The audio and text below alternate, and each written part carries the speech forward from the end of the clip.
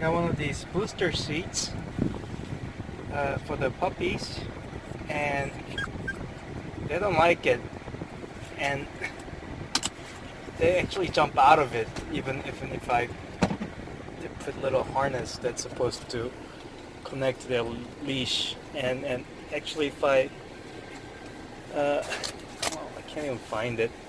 If I connect the little hook line to their leash here, they'll jump out of the box and they'll end up kind of hanging themselves by their collar and the little line. So maybe I'll just train them to use it better in the future, but yeah, so far I think I'll just take it off and come up with a better solution.